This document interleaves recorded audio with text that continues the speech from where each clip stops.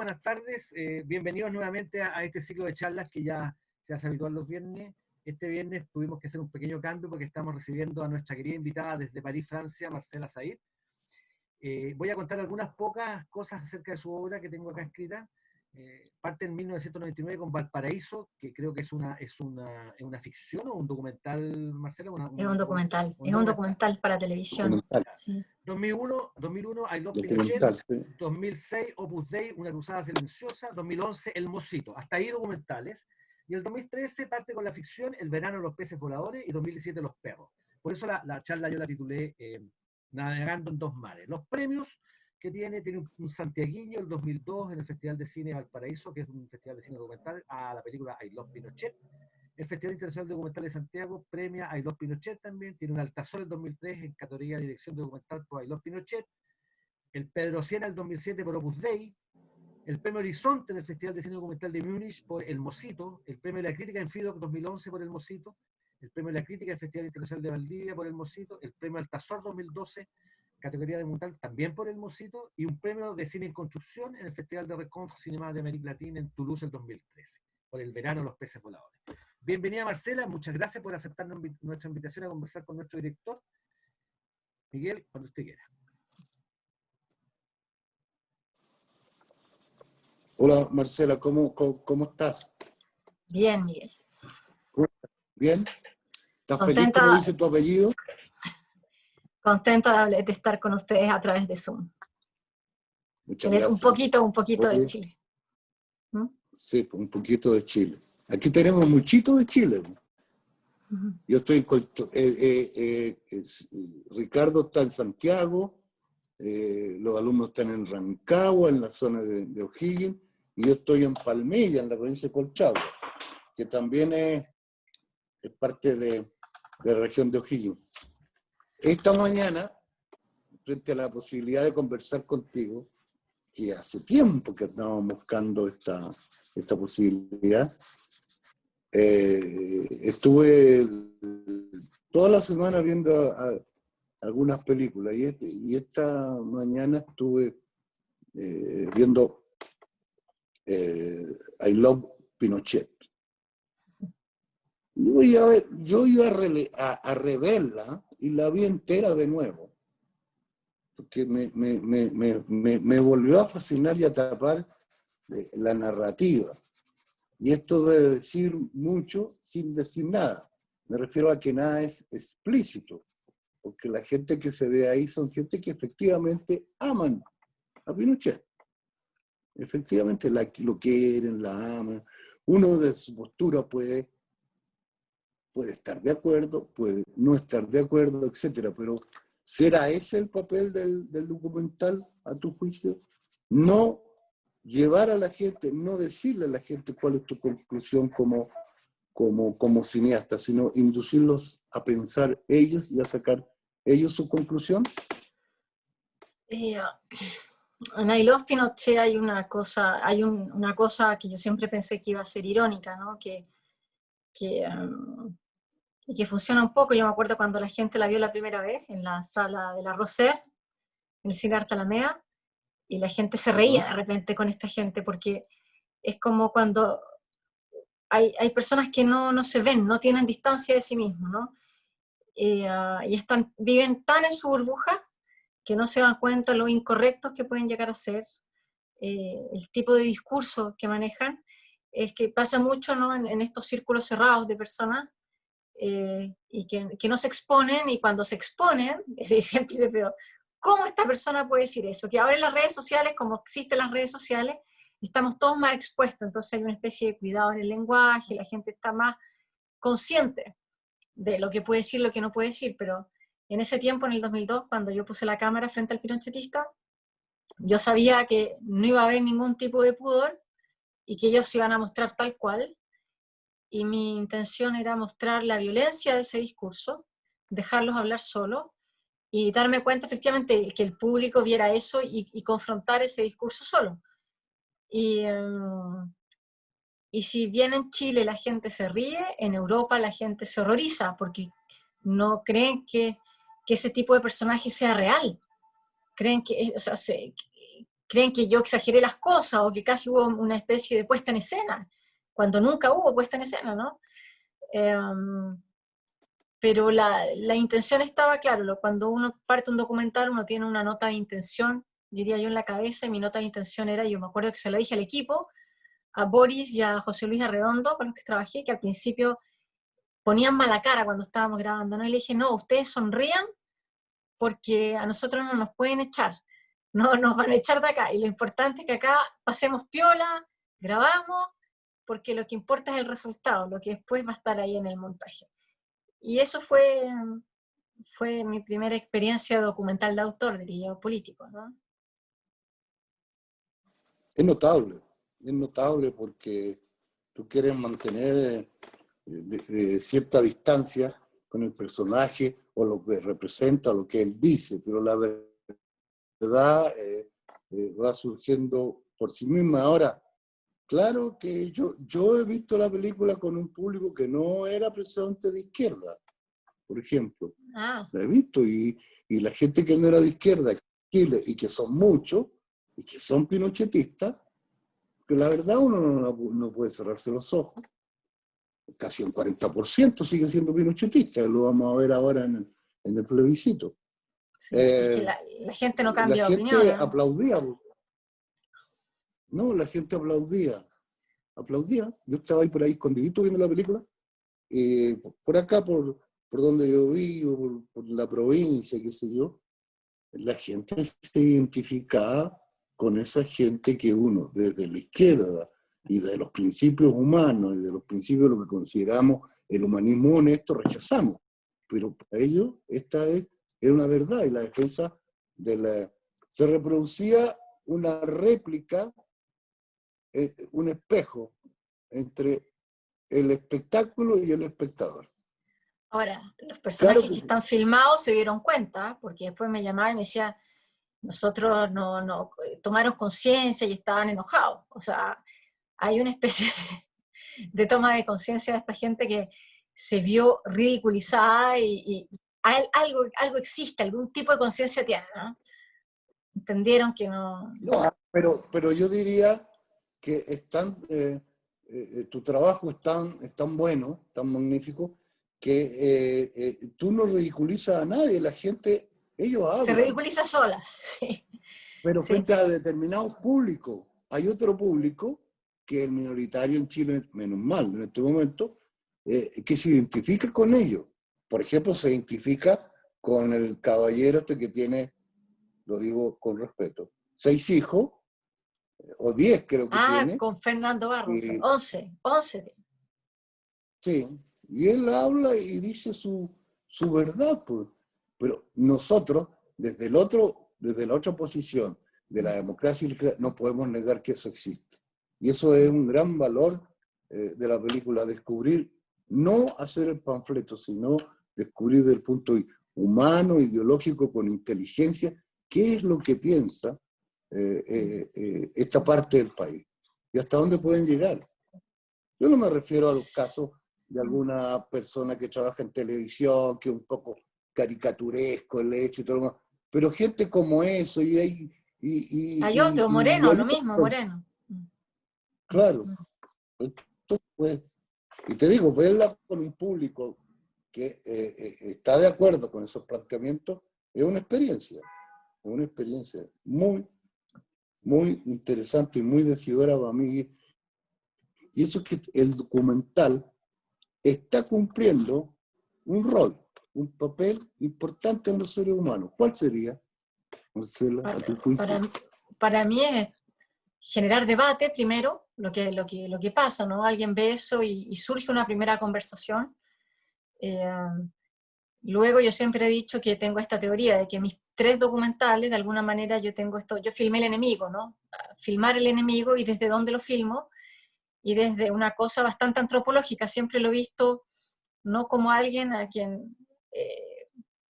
yo creo que la mejor manera de combatirlo es mostrarlo, o sea, justamente tú lo dijiste, visibilizarlo, tratar de entender cuál es su juego, cuáles son sus argumentos, porque es la única manera de tomar conciencia de esto, y luego ver que el enemigo tiene algo fascinante, ¿no? Porque el enemigo es alguien como uno, y ver en qué parte nos toca a nosotros.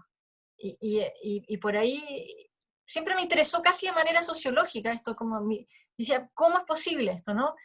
Y una de mis escenas favoritas, estoy pensando, claro, es en I Love Pinochet, es los tres estudiantes en la universidad. Ah, sí. Porque es Claro. algo que yo viví ahí, yo viví en esa época, ¿no? Y esta cosa de que estos dos que se ponen, porque esto fue casualidad, ¿no? Me acerqué a un banco porque habían tres, y me resultaron los tres ahí las tres posiciones en el banco. Uno que sí, que el otro que no, y el otro que, de esta frase típica, no estoy ni ahí. Y ese no estoy ni ahí, que me parece lo más peligroso que hay, ¿no? El no querer meterse, el no querer opinar, el individualismo y el neoliberalismo es su expresión máxima. Mientras yo esté bien y los que yo quiero están bien, a mí me da lo mismo.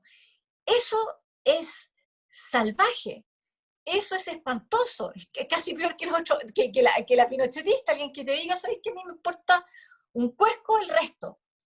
Creo que eso fue lo que heredó mi generación de la dictadura, ¿no? y del neoliberalismo. Entonces, me pareció, es una de mis escenas favoritas, creo que refleja mucho lo que es la sociedad chilena, la polarización, pero también este sector de la sociedad que no tiene ningún tipo de empatía con el resto y que no le importa el resto, solo le importa su bienestar personal.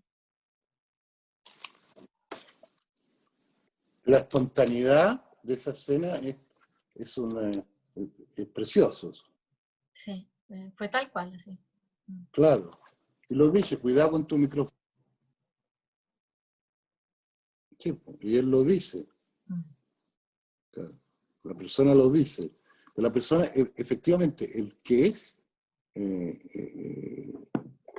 imparcial o nada, ese es impactante. Y dice, bueno, a mí no me toca nada. Y es la posición de mucha gente también de la sociedad chilena. De la mayoría, supuesto. diría. Y fue la postura también de muchas personas, sí, en la sociedad europea, cuando vino el nazismo y cuando apareció Hitler y la ultraderecha y todos estos fenómenos. Eso es el gran peligro que siguen de nuestra estando sociedad. presentes en la sociedad humana. Este es el problema. Es decir, hasta dónde está lo que, comillas, no sé. Porque lo que no se dan cuenta es que todos aquellos que no quieren participar o que dicen que no opinan se convierten en cómplices, ¿no? Y no han tomado conciencia de eso. Oye, a mí lo que quería hacerte una consulta, porque tú dijiste algo que es re importante en relación a la ética del documentalista, esto de no tomar partido. O sea, uno puede hacer una no, no creo que sea ética, ¿no? O sea, yo creo que uno puede tomar partido, y es más, yo tomo partido. O sea, no es que yo no tome partido, al contrario, yo tomo partido porque cuando alguien me pregunta, de hecho me preguntaron unos estudiantes, ¿por qué elegiste, por ejemplo, poner al historiador a Alfredo Jocelyn Holt y no pusiste a este otro? ¿Por qué? Eso ya es tomar partido. No, claro. Porque a mí me interesa ese discurso, me interesa, eso es lo que estoy mostrando, ¿no?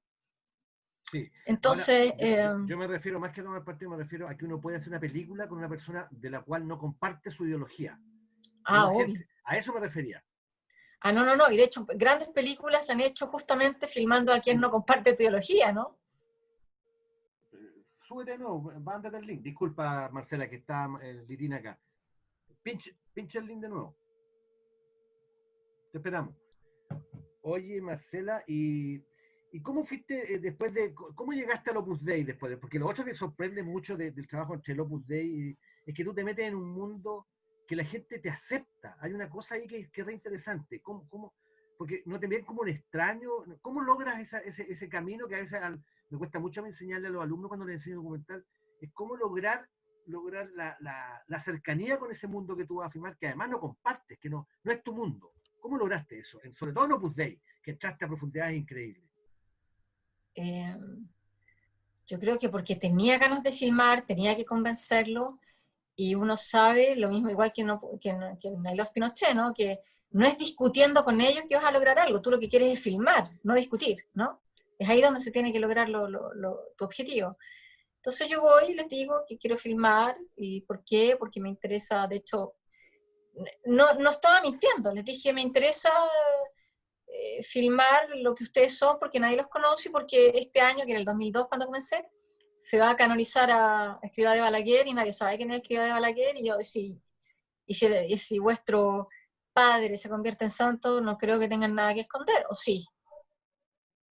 Como eso, ¿no? Si no tienen nada que esconder, bueno, hablemos, ¿no? Es un poco, hay un desafío ahí, les digo ya, po. Y al principio me costó, no querían, yo trabajé súper vigilada, ¿no? Yo mientras filmaba tenía alguien del Opus Dei detrás mío siempre. Entonces tenía que esperar que pisaran el palito. Fueron más de 100 horas de grabación para obtener el material. ¿Cuánto tiempo estuviste grabando? Sí, muchos años y muchas horas. Ya. O sea, me costó mucho más, que fue el documental que más me ha costado. Ya, en términos de tiempo y de esfuerzo. ¿Y cómo aparece el mocito ahí, que sigue como en la misma línea de trabajo? Pero ahí, claro... Pero todo apareció uno llevado al otro. Cuando terminé Los Pinochet, apareció ese librito del poder del Opus Dei en Chile, en el mundo diplomático, y en una discusión con unos amigos, yo justo estaba estrenando Los Pinochet en Chile, que me dice, oye, pero bueno, hacer una película del Opus Dei es imposible, alguien me dijo. Y yo le dije, ¿pero por qué? Habría que tratar nomás, pues. Y bastó con que alguien me dijera que es imposible para yo querer tratar de hacer la película, obviamente. Claro, ese es el mayor impacto que tiene un documental. Cuando algo es difícil, lo quiere hacer. Sí, obvio, como que me entusiasmó la idea de tratar de hacer. Me gustaba hacer cosas, siempre el documental decía, creo que es interesante hacer cosas que no están hechas. No hacer el ENIEM, el 9º documental sobre no sé qué cosa que ya está hecho, ¿no? Entonces, me interesaba entrar en temas que no estuvieran registrados. Como dejar un archivo, un registro de algo que pudiera ser útil. Perfecto. Mira, a mí me pasa con el mocito, pasando al mocito un poco, que igual me gustaría que me contaras desde dónde nace un poco, pero uno siente que ahí hay una cosa con la negación, con la mentira, con el no querer como reconocer lo que yo fui, inventarme un personaje que no soy. Es un poco eso lo que pasa con el mocito, ¿no? Bueno, con el mocito pasa eso, pero el proyecto nace porque esta cosa de escuchar a gente negar hasta el día, no sé, hasta el día de hoy, no, ya no hasta el día de hoy, pero en ese tiempo era negar las violaciones a los derechos del hombre, pero incansablemente. Y yo dije, ¿cómo hacer para que dejen de negar? Había que encontrar al weón que matara, o al tipo que no viste que estaba ahí, entonces ahí era imposible decir esto no pasó. Entonces mi primer approach, yo tenía ganas de encontrar a un torturador. Y empecé a buscar a torturadores, pero resulta que estos torturadores que estaban libres son unos weones súper malos, de verdad, que andan con el cinturón ahí con la pistola en el cinto, o sea, son unos hueones malos, pesados, no querían ni hablarme. Y hablando con la PDI, los especialistas viste que hay un cuerpo especial de la PDI que se dedica solo a trabajar derechos humanos. Derechos humanos, sí. Y ellos los conocen a todos, y conocen todos los casos. Y me ayudaron bastante. Y yo trabajaba en ese tiempo, estaba investigando con Javier Rebolledo, el que escribió el libro de los cuervos, después que hicimos el documental, de hecho, basado en todos los testimonios del documental. Y con Javier estuvimos hablando con alguien de la PDI y él nos dijo, yo tengo a alguien para ti súper interesante. Y él me habló del mocito. Y él me pasó su número de teléfono. Y este tipo ese tiempo estaba en Curicó. Y partí con Javier a verlo. Y cuando descubrí al mocito, y andaba con una cámara haciendo, viste, locacionando más que nada, o sea, viendo, nos traían a empezar el documental. Lo grabo un poco y se lo mostré, me acuerdo, a Jean, que se convirtió en codirector de la película, ¿no? Que Jean mucho no creía en el proyecto porque me decía, Marcela, siempre filmando el horror, ¿hasta cuándo? Como... Y cuando Jean ve el mocito y ve el personaje, me dice, este es un súper personaje. Porque vio la paranoia del tipo, vio que este tipo más encima era mucho más interesante porque no era malo, era el suche, el mandado. Estaba en esta línea fina entre el víctima y victimario, ¿no? Porque había entrado a estos servicios a la menor de edad, tenía 16 años cuando llegó a la casa de Contreras, entonces era mucho más complejo su retrato, y partimos haciendo este documental sin saber lo que iba a pasar o sin saber lo que iba a hacer, ¿entiendes? Y poco a poco, mientras registrábamos, nos dimos cuenta de que estábamos haciendo un retrato psicológico, que eso era lo interesante, era él lo interesante. No era cuántas víctimas, que cómo las habían matado, que la sangre, si eso ya lo sabemos, el horror absoluto no me interesaba, me empezó a interesar él, como decís tú, este personaje que me hizo pensar en una película de Jacques Audiard, que se llama Un héros très fragile, un héroe muy frágil, y la historia de ficción de un tipo que nunca, que fue una especie de un weón que no hizo nada en la, que se vio en la guerra, en la Segunda Guerra, y que se hace pasar por resistente, de que él sí, de que era un resistente, y que ayudó, entonces se va a unos grupos y participa, un buen mentiroso que se empieza a inventar un personaje, y se crea su personaje, y me hizo mucho pensar en el Mocito. Entonces, así empezó el Mocito, el proyecto, la verdad. O sea, siempre hay una especie de primera semilla, el por qué uno empieza, y luego el resultado, ¿no? ¿Qué es lo que uno logra? Que no necesariamente es exactamente lo que uno partió a buscar. Perfecto. Oye, ahí llegó Miguel, se pudo conectar. Sí, Estábamos conversando pero no lo un poco, escuchamos. El micrófono, Miguel. estábamos escuchando a Miguel preguntándole un poco a Marcela sobre la génesis del Mocito y cómo había creado. Me gustaría preguntarle una cosa antes que puedas retomar, Miguel. ¿Qué haces con tu Pero miedo, Miguel Marcela? tiene el micrófono, ahí lo encendió. ¿Qué haces con tu No, ahí miedo? sí. ¿Qué haces con tu miedo, Marcela? Con lo que Con mi dijiste antes. miedo. Claro, imagínate, tú tienes que entrevistar a gente que era No, torturadora, o sea. me pierde. No, no, quédate ahí. Tuve miedo una vez nomás, o sea, así como de verdad, que fue, estábamos en los tribunales de justicia y se acercó uno de estos abogados, estos torturadores, y me amenazó. Me dijo, yo sé quién eres tú, yo sé lo que estás haciendo, y deja de acercarte, y anda, deja tranquilo a mí, porque estábamos persiguiendo a uno de estos hueones que él defendía. Y yo le dije, y yo tuve que encararle y decirle, ¿quién me venía a amenazar, weón? O sea, ¿qué te pasa? Como hacerme la chorita, no, en el fondo, y nunca les tuve miedo porque me decían, me acuerdo que Javier decía, lo más probable es que tengáis pinchado el teléfono, ¿sabes? Porque nosotros estábamos haciendo algo donde podrían estar involucrados los servicios de inteligencia ahora, o sea, no era la DINA, ahora es el DINE. Y yo le decía a Javier, mejor que nos pinchen, así sabemos dónde andamos.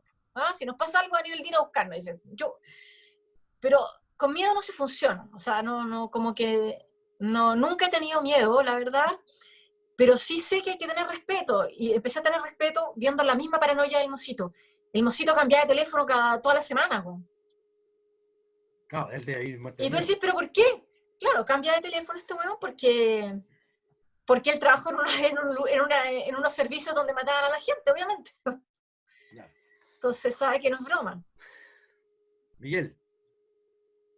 Bueno, el Mocito, el retrato profundo del Mocito es notable, sin duda. Es notable desde el punto de vista humano, desde el punto de vista sociológico, desde el punto de vista político, cinematográfico. Penetrar en el mundo y creerle y no creerle, porque a veces dice la verdad y otras veces está mintiendo claramente, Tal cual. ¿no? Yo conozco gente, he visto gente en mi larga vida muy parecida al Mocito, lo encontré muy familiar, muy cercano. Tú contabas las cosas y pasaban, pues no pasaban, con una, como si fuera una normalidad todo su vida. Y en realidad, pensé que para esa gente que ejecutó la tortura y ejecutó todo lo que cuenta el Mocito y lo que sabemos, tiene que haber sido una situación casi familiar, pues. Ellos estaban ahí, tenían que torturar, ¿dónde estaba el bien, dónde estaba el mal? Claro, pues la pérdida de límite. Claro, que no solo es del Mocito, que no es un caso. Hay una cantidad de la población de nuestro país que piensa y siente así. ¿Dónde está el límite para el ciudadano común entre ese aparente bien y ese aparente mal, para el común del chileno? ¿Cuáles serían los límites, a tu juicio? Si es que hay límites. O sea, yo creo que sí hay límites, yo creo que es como la frase que uno conoce, ¿no? No le hagas al otro lo que te quieren que te hagan a ti, es lo primero, ¿no? como hasta dónde tu libertad termina, dónde parte la libertad del otro, como todas esas cosas que debiéramos saberlas, pero que no necesariamente se respetan. Lo que yo encontré interesante en el Mosito era explorar el mal. Y el mal quiere decir explorar también la posibilidad que tenemos todos, la capacidad que tenemos todos de hacer el mal. Que eso es muy terrible, porque yo creo que nadie es poseedora de la verdad, y nadie es tan bueno, o sea, nadie, como a eso voy, y que todos, que a veces la gente que se cree más buena es la que más daño hace, como hablando del mismo Puteira, como gente tan buena, como dice, puede estar haciendo unos hueones, puede estar haciendo unas cosas muy malas también. Entonces, es ahí donde creo que hay que estar alerta. Todos somos capaces de lo mejor y somos capaces de lo peor. Y lo que he llegado a comprender, o lo que más me ha interesado, tiene que ver con la palabra empatía. Creo que cuando uno pierde empatía, ese es el mayor peligro que puede existir. Es decir, no ponerse en el lugar del otro, ¿no? Eso es la empatía, ¿no? Es sentir con el otro. Cuando tú dejas de tener empatía y dejas de sentir con el otro, entonces todo es posible, ¿no? Y eso es lo mismo que le pasa en el mismo caso a este chico ahí, los Pinochet, o sea, no le importa el otro. No importarle el resto, lo mismo, volviendo al tema, cuando este chileno que dice, no me importa lo que le pasa al Juan del lado, eso ya es malo, eso ya está mal, según yo, porque no está siendo empático. Entonces, si hay algo que los chilenos debiéramos trabajar, es la empatía, es siempre ponernos en el lugar del otro y no hacerle al otro lo que no queremos que nos hagan, y etcétera, etcétera. Yo creo que las cosas andaríamos bastante mejor, ¿no? Tú tienes razón, pero fíjate tú toma en cuenta, ¿ah?, que vamos a ver cuántos se van a abstener en el caso del plebiscito, por ejemplo. ¿Cuántos chilenos se van a abstener y van a decir, no, yo no voto porque, bueno, porque no quiero, porque no me interesa, etc.? Esto es una realidad del país. Esta apatía y esta como melancolía negra que tiene el país, que lo arrastra y lo arrastra y lo arrastra. Indiscutible que el problema de que la gente dejó de creer de pronto, tiene un gran escepticismo frente a los políticos tradicionales, es un hecho también. Es un hecho que nos lleva a ir en ese pensamiento del bien, del mal, al planteamiento de Sartre.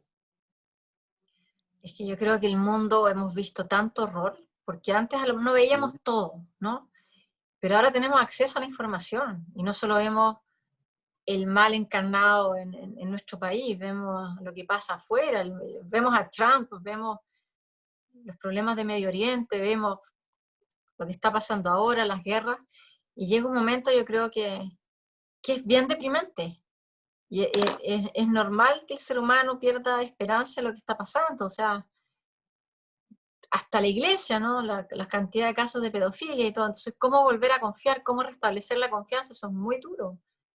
Cuando las confianzas se quiebran, lo mismo que pasa en una pareja, ¿no? Es muy duro volver a crear eso. Y yo creo que estamos viviendo en un periodo duro, negro, en general, en el mundo. ¿Tú crees No que solo en Chile. Chile está quebrado por esta situación que también describe? Chile, o sea, Chile está, no está bien. Yo hace rato que no lo veía bien, y yo salí corriendo porque yo no soportaba el nivel de violencia de ese país.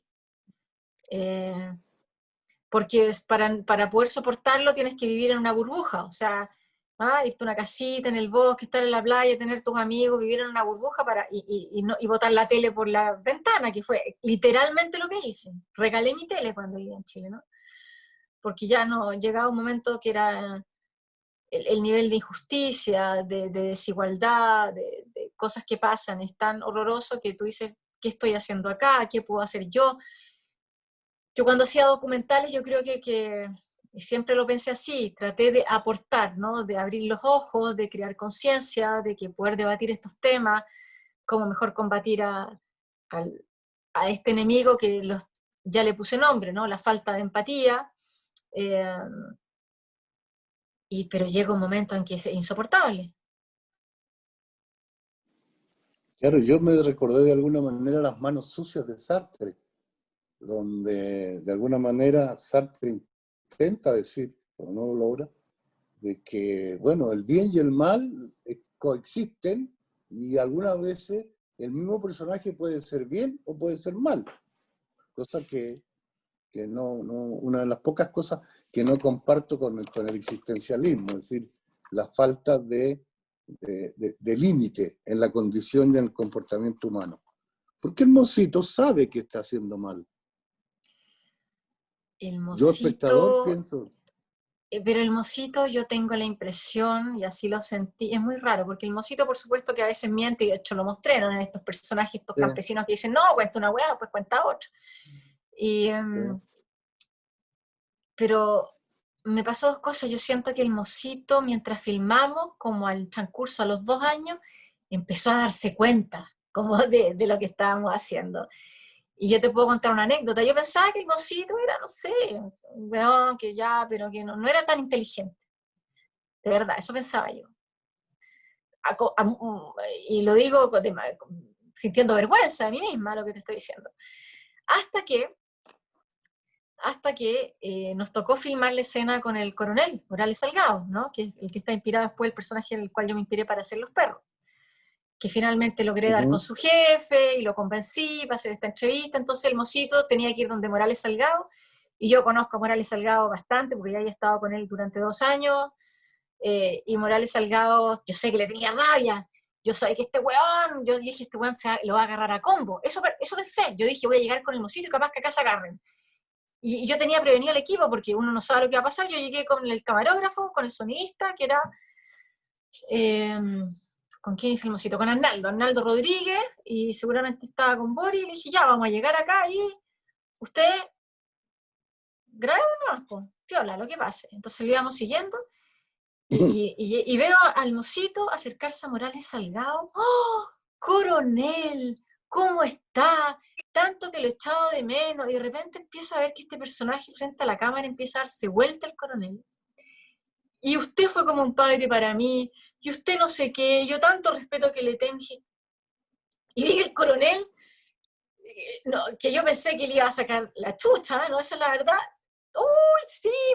¡Qué gusto verte, Jorgelín! Y no sé qué. Y parecían 2 viejos amigos tomando vino. O sea, una weá que yo dije, pero este tipo es mucho más inteligente de lo que yo pensé.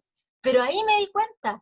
Este tipo, y ahí le hice como, le saqué la foto, como dice, no, ya habían pasado 2 años de estarlo filmando. Jorgelino es un sobreviviente. Este weón sabe cómo sobrevivir. Tiene una inteligencia emocional impresionante. Sabe, tiene ese feeling, ¿no? Podrá no haber ido al colegio, podrá no haber sabido un montón de cosas, pero su inteligencia emocional es alta. El tipo sabe cómo controlar la situación, ¿no? Y yo quedé absolutamente impactada con Jorgelino. Así. Y ahí me di cuenta que y dije, ulala, yo estaba todo el rato equivocada con este tipo. Es de una astucia diabólica. Es súper astuto. Sí. Porque sabe todo, sabe que está mintiendo, sabe Sí. que está contando, pero sabe que está contando las medias verdades, y sabe que las está, medias claro, verdades llegan a la verdad. y sabe que está escondiendo Manipula. algo. Sí, súper manipulador. Pero al mismo tiempo esta escena, cuando viste esta escena que pasó ahí de verdad, que es escalofriante, cuando él se pone a escribir los nombres. Pues esta wea fue así, ¿no? Sí. La última escena fue una escena que cuando yo no sabía, yo estaba grababa, pero cuando filmamos esa escena, yo estaba ahí, ¿no? Fue tan escalofriante que tuve que mirar para el lado mientras se grababa. Yo sabía que era la última escena de la película, yo dije, se acaba de terminar mi documental. Se acaba de terminar. Obvio. Claro. Y eso para un artista lleva tristeza, alegría. Y también un poco de release también, ¿no? Por fin, sí. por fin, claro, y la profunda satisfacción muy profunda de haberlo conseguido.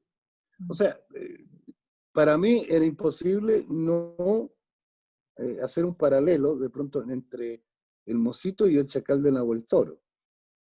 Claro, obvio, obvio. Yo nunca le creí todo, yo nunca creí todo lo que decía José del Carmen Valenzuela Torres, cuando hizo las declaraciones. Yo no le creía. O sea, algunas cosas le creía, pero incluso rehaciendo la escena, era evidente que no le podía creer. O sea, pero es un rasgo de los chilenos eso, decir la mitad de la verdad y que la otra, y la mentira se deslice y que al final nos atrapa y casi nos estrangula. Oye, somos bien mentirosos. Y el mejor ejemplo es, no, sí, voy llegando, no ha salido de la casa, voy llegando. Sí, Una claro, weá, claro, claro. la tenemos todo. O sea, En lo son social tremendamente. malas costumbres, Claro, sí. claro. Mentimos todo el Y rato, estamos acostumbrados. en la política ni hablar, tanto así que estalló este gran problema en Chile, la falta de credibilidad en el entorno político, que se va a manifestar seguramente más en los próximos días cuando se acerca el plebiscito, que es una cosa que en principio es en contra de la realidad política. Sin embargo, los políticos se han ido apoderando de esa verdad que se manifestó en las calles con absoluta y total libertad y prescindencia de ellos. Sin embargo, uno ve que avanzan todos los días manejando y manipulando como unos buenos mocitos y salen en la televisión, hablando de las cosas que la gente no quiere, pero adjudicándosela. Entonces diría, es un rasgo del país, de los chilenos que somos todos este componente de andaluces pobres, de españoles ricos, de vascos, de árabes, de italianos, etcétera, todo este país nuestro, de transeúnte, un poco. Diría, esa falta de seguridad o de permanencia en este mundo, en esta tierra, hará que los chilenos seamos tan mentirosos. No sé, pero es cierto que ser chileno es bien particular. Yo me doy cuenta acá. O sea, estamos... ¿Tú sabes cómo yo reconozco a los chilenos? Pero a mí la gente no me cree cuando cuento esto. Si yo estoy en el metro en París y yo de repente miro a alguien, eso es en la mirada, en la manera en cómo miramos. Así es.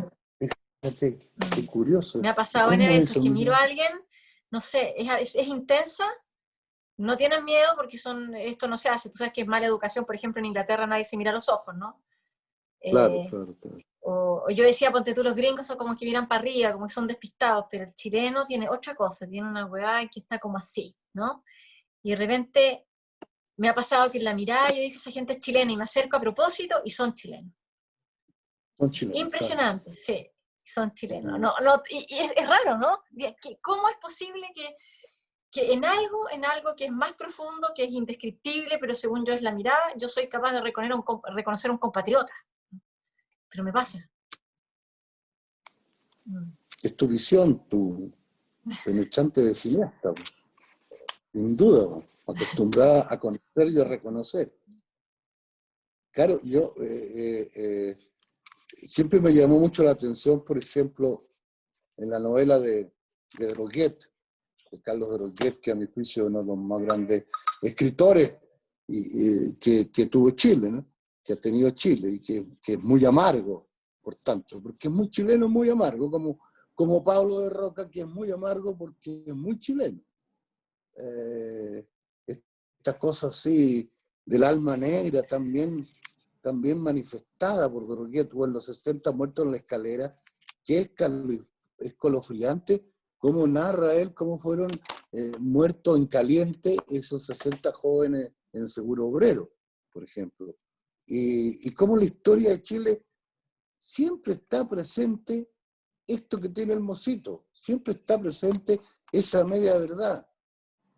¿Cuánto se parece el Mosito a Pinochet, a tu juicio? Un montón, seguramente, un montón. Pinochet, pues Pinochet tiene esa cosa, ¿no? Doble. Ladina, que le llamaban esa cosa, el ladino, el guaso ladino, que era como simpático, tenía unos ojitos azules chiquititos, y bueno, y podía Eso le ser gusta mucho encantador, y era un monstruo. Tenía claro, esas dos cosas. eso le gusta mucho a los vascos castellanos en Chile. Esa cosa del guaso ladino y de la cosa ladina. Y es la maldad en realidad. La maldad Sí. y la prepotencia del poder. De quién tiene el poder. Aquí estoy yo y aquí mando yo. Toda esta historia de los guasos, de la escuela, de la sangre del caballo, etc. Bueno, son lo que de alguna manera alguna vez conformará lo que es la psicología o la idiosincrasia nacional, o por lo menos algunos de sus aspectos más notorios, ¿no? Por supuesto con la salvedad de las excepciones. Pero por ejemplo en Droguet habla del alma negra, ¿no? En Eloy, por ejemplo, Eloy está encerrado, lo están sitiando la policía, y mientras tanto Eloy recuerda su vida. Y su vida es negra, su vida es oscura, su vida está buscando algo que en algún momento sea la verdad. O en la obra de Luis Alberto Jaimas, El abanderado, también el bandido, que está prisionero, empieza a buscar en sí mismo, dentro de sí, algo que no le avergüenza, porque ya le han otorgado o le han transmitido el concepto de bien o mal, cosa que yo no creo en lo particular. Creo que el mal está ahí en conjunto con el bien, que son una cantidad de normas sociales y que el ser humano responde a las aplicaciones que establece la sociedad. Pero es lo que pienso yo. Pero lo importante, perdóname, es lo que piensas tú. ¿Qué es lo que pienso yo? Sí.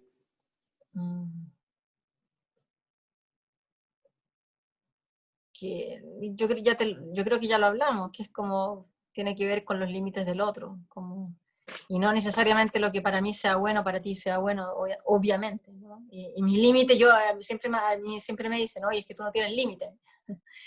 Mis límites no son los mismos que los límites de muchas personas, eso lo puedo dar por firmado, ¿no? Pero bueno. Claro. Por ejemplo, la familia que se reúne a comer y rezan en Aislado Pinochet, son buenas, pues. Sí. Son buenas, ¿no? Rezan, están allí, están con los niños, con los hijos. Uno de los hijos cuenta la emoción que sintió cuando vio a Pinochet. Y llora el niño. Sí, claro. En una escena que es inesperada y que verdaderamente retrata al país. El país llora, ve a Pinochet. Hay una parte del país que llora cuando ve a Pinochet, todavía. Y ese niño, inocente, puro, no hay maldad en él. ¿Qué es lo que hay en él?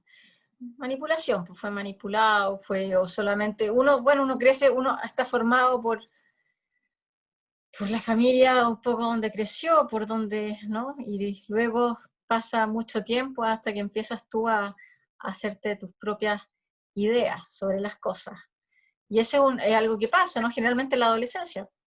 Pero ese niño, por supuesto, que es inocente, igual que la otra niñita, pues, con su mamá, la misma cosa, ¿no? Lo que justamente esa escena está para mostrar cómo eso se transmite, ¿no? De generación en generación, este amor por el dictador, y que eso es algo que transmite la madre al niño, pero luego el niño seguramente, cuando tenga que confrontar su idea en la universidad, como en la otra escena, algo le va a pasar, ¿no? Va a tener que confrontar la otra verdad, y ahí va a tener que hacerse su propio juicio.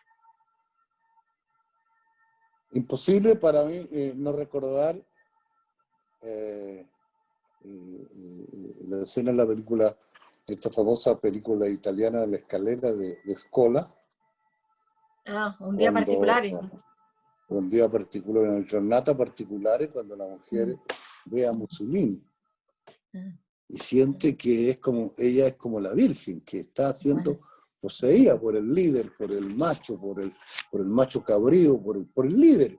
Es ese. Olvidémonos un poco de los crímenes de Pinochet. Por un minuto, si es que es posible. No lo sé. Tomémoslo como un personaje de la ficción. Bueno, ¿cuántas mujeres se enamoraron o cuántas mujeres sufrieron verdaderamente éxtasis frente a Stalin? Cuando Stalin se consideró desde el otro ángulo de la vida el salvador del socialismo, del comunismo y del futuro. ¿Cuántas? Sí, no, o con sí, Mussolini, personal. pero digámoslo. Muchos seguramente. Esos niños y esas mujeres que van a ver a Pinochet están preparadas para lo mismo, para ser concebidas por el Espíritu Santo.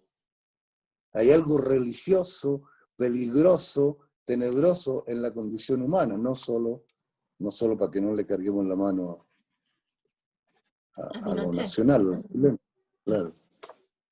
Claro. Sí, le agradecen. También le agradecían al gran capitán, que era Stalin, también, y a otros personajes, en las cuales las masas se rinden, caen, sin valor de crítica, caen en el éxtasis del ser superior, que al final se lo termina creyendo incluso el mismo que lo inventa, el mismo que lo articula, digamos, que en este caso sería Pinochet.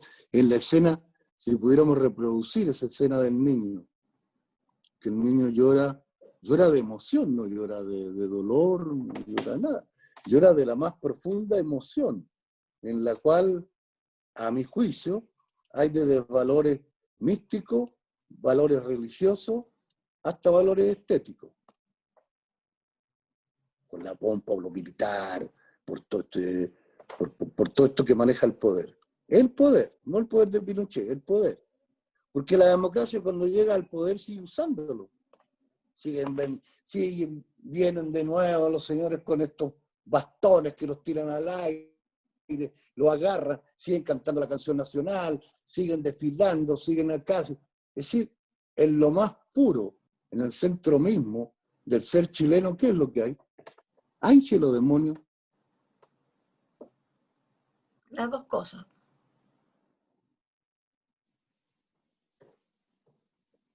¿Cuándo se expresa una, cuándo se expresa la otra?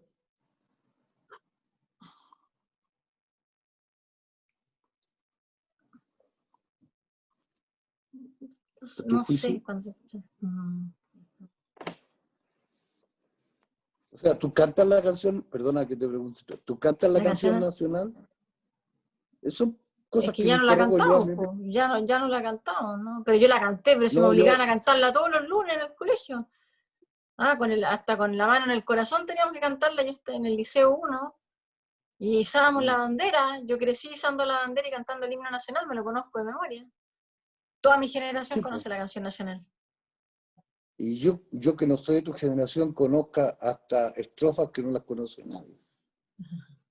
O sea, que las tengo en la memoria. De tu pecho, valiente soldado, habéis sido de Chile el sostén. Eso yo las conozco también. Tu pecho le habían grabado, todo eso. Todo, sí. Es más, no solo una canción nacional, el himno al carabinero. Ese debe ser muy bueno, porque el himno de Yungay Dulce Patria. Sí, Dulce Patria. A mí me gusta mucho, ¿eh? Yo debo decir Y es más, pues, si conocía un montón, todos esos himnos de militares los cantábamos en el colegio. Claro, yo me sorprendo de repente en situaciones oficiales, así, muy serio, mirando hacia un infinito y cantando con cierta emoción el puro Chile, tu cielo a su lado. Y por supuesto la bandera y todo lo demás. Entonces, tampoco la democracia ha logrado depurar esos símbolos del poder, que son símbolos del bien o del mal. Depende quién lo ejecute. Me pregunto. Y que ese también es el problema de la democracia, de no crear o ya no es tiempo de crear sus propios símbolos, en que el humanismo se imponga también en la simbología de la vida. ¿Qué piensas tú de eso? Pienso que falta educación cívica en el país. Que eso. Yo he filmado unos niños que cantan. Que si tuviéramos más educación cívica, que habláramos del verdadero pacto social, falta, no se habla de eso. ¿Y tú piensas que Chile, tú que tienes una mirada tan perspicaz, tan profunda sobre los seres humanos, sobre el sistema social, ¿tú crees que Chile tiene un pacto social? ¿El Chile hoy en día no. Hoy en día no creo. No, eso es lo que se está tratando de rehacer, ¿no? Yo creo que lograr escribir una nueva constitución puede ser algo que genere un nuevo pacto social, por supuesto. Y eso hay que generar conciencia respecto de eso. O sea, es como que darles una oportunidad. El país tiene una oportunidad, evidentemente. El país tiene una oportunidad. Y hay que ver cómo toma esa oportunidad, ¿no? ¿Cómo la toma? ¿Y qué hace con ella? Sí, ¿cuáles son los cauces y hacia dónde se dirige? ¿No? Ese pacto social. Pero yo creo que hay una gran mayoría que sabe, que está consciente de lo que hay que hacer. Yo creo que una gran mayoría de los chilenos está consciente de que hay que cambiar esa constitución, está consciente de que necesitamos un nuevo pacto social, está consciente de que el país no puede seguir así, y que eso requiere cambio, y esos cambios requieren voluntad. Yo creo que los chilenos lo saben, y por algo va a existir este plebiscito, ¿no? Que estamos a puertas, o sea, no es por nada, ¿no? Yo creo que hay una oportunidad. Chile tiene una oportunidad ahora. Entre todo lo negro, hay una oportunidad ahora. Debiéramos estar más positivos. Sí. Yo amo profundamente, no, claro, esto también nos dicen a nosotros cuando filmamos las películas, la gente. Las dicen hasta cuándo filman lo mismo, cada otra vez salen con Pinochet, o sea, cuesta explicarle a la gente que un país que no tiene memoria y que no recuerda con amargura y con crítica a su pasado, no va a tener futuro. Pero es lo que permanentemente nos critican como cineastas, ¿no? Y es verdad que el cine chileno y el cine tuyo ha construido grandemente, va a construir grandemente a conformar una conciencia, que es lo único que hace avanzar, a mi juicio, a los pueblos y a las sociedades. Yo creo, yo apruebo, yo lucho por el apruebo y todo lo demás. También quiero advertirle a mis compatriotas que no se vayan a dejar arrebatar el apruebo. ¿Por qué? La clase política, los de siempre, los que han mentido, los que se entregaron a Soquimich, que son como el mocito. No, si yo no recibí nada, oiga. Pero ¿cómo si Soquimich le depositó a usted cantidad de dinero para hacer su campaña? No, yo no sabía. ¿Cómo no sabía? No. Bueno, sí la respuesta en los medios oficiales continuamente. Entonces, que no se dejen arrebatar el triunfo que conquistaron en las calles, porque lo que conquistó la gente, el derecho al plebiscito lo conquistó la gente en las calles, pero no que se apoderen porque son los partidos políticos quienes están distribuyendo las posibilidades de quién constituye, quién va a constituir ese conglomerado que va a escribir la Constitución. Es un problema real, y sin amargura, muy por el contrario, advirtiendo, pero luchando, por supuesto, cuáles son los peligros, pero para vencerlos. Por ejemplo, tenemos una franja, ¿no?, televisiva. ¿Tú la has visto? No, no he visto la franja televisiva. Bueno, es una cosa terrible desde el punto de vista de la Solo he calidad visto audiovisual. los comentarios de Twitter, ¿no? Que hay una campaña del terror y que... Sí, hay una campaña de terror, pero también es terroríficamente mala la campaña de la prueba. Es mala, desde el punto de vista, no sé quién la hizo, no sé cómo la hicieron, no sé qué quieren comunicar. Son muchas fracciones que hablan y finalmente no tienen alegría, no tienen fuerza, no tienen energía la franja. Bueno, menos mal que la franja no es la que decide. Pero allí aparecen en la franja hablando los dirigentes políticos que no cuentan con la confianza de la gente. No era eso lo que la gente quería. Sin embargo, aparecen como apadrinando la posibilidad del apruebo o del rechazo, todo, muy chileno todo. Pero también la gente de izquierda tiene que tener una postura, a mi juicio, crítica, así como lo es tu cine. Magnífico cine, ¿no? Magnífico aporte a la creación de una conciencia chilena lúcida, verdaderamente lúcida. A eso voy, no es amargura. Mi postura es de un optimismo largo. Si no lo conseguimos ahora, serán 100 años. En total, la gran oportunidad de Chile, que Chile tuvo de ser realmente un país de otra forma, ya la perdió. Sucumbió un 11 de septiembre con Allende solo, rodeado de médicos. Entonces, los de la franja no estaban ahí tampoco. No van a estar nunca. Bueno, pero volviendo a tu cine, me gustaría preguntarte, ¿cuáles son tus referentes cinematográficos? ¿De qué de la ficción, dices tú? Del cine. Yo no hago mucha distinción entre documental y ficción, porque creo que cada vez que uno pone la cámara delante de algo y la repite, y de alguna manera está haciendo... Me gusta, sí. Realismo Mira, y ficción. uno de mis cineastas favoritos, tengo muchos, y referentes que me gustan. Es un ruso. Hay un ruso que me gusta, que es muy pesimista, se parece mucho a los chilenos. Sus películas son muy, muy pesimistas, pero son increíblemente bellas, me encantan. Se llama André Esbagisnev. Es uno que hizo, no sé, El Retorno, Leviatán, The Banishment, Elena, ¿qué más ha hecho? Ha hecho un montón de películas. Películas... Leviatán te encantaría, no sé si la viste, es una película increíble, justamente sobre Rusia, sobre la corrupción, muy política. Sí.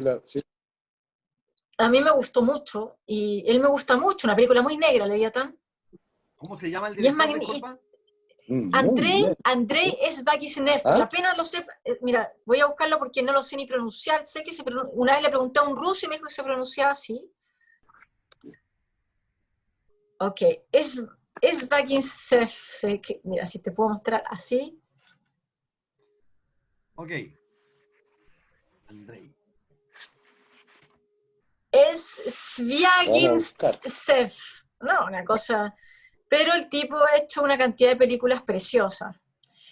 Y el otro que me gusta mucho, por supuesto, es Haneke, Michel Haneke, Maravilloso. Porque maravilloso, porque creo que él tiene esta cosa de que, como he visto también todas sus películas, y tiene una película, de hecho una de sus mejores películas, una película que hizo para la televisión, porque él hacía mucha película para la televisión, ¿no? Antes de hacer cine, y teatro también, y hay una película que se llama Le Septième Continent, El Séptimo Continente, y que es una historia real, ¿no? De una familia, de una pareja, con una cabra chica, y tú los veis que aquí está, no entendí nada de lo que está pasando, y la niñita después deja de ir al colegio, y él va a sacar toda la plata del banco y todo. Bueno, no le quiero contar la película, porque si no, como dice, te voy a spoilear el film y no lo quiero. Pero la película es increíble. Y él tiene una cosa muy negra, él filma eso, él filma el horror del ser humano. Creo que por eso me gusta. La maldad, filma la maldad, me interesa mucho la maldad, él ya sabe filmar. ¿Quién más me gusta? Me gusta mucho, me gusta Bergman. Genial, claro. Me gusta Bergman, pero también, y me gusta Tarkovsky, o sea, de los viejos cineastas, ¿no? Pero también me gustan de los nuevos. Como yo tan joven que me alcanzó a ser viejo. ¿Quién? Tarkovsky, no alcanzó a ser Tarkovsky, viejo. sí, pues, sí, no alcanzó a ser viejo. Me gusta, y Cassavetes, por ejemplo, Cassavetes me gusta mucho. Maravilloso. Sí. A mí también. Sí, hay muchos cineastas muy buenos, hay muchos cines. Miguel Litín. Gracias. Te amo el Chacal de Nahuel Toro es una cosa que es la película que va a ser de referente para todas las películas en Chile. Oye, aquí es indudable. Francisco compartió el nombre correcto del cineasta en el chat. Andrés. Perfecto. Para que lo busquen. Sí, no, sí, es pronunciable, pero él es.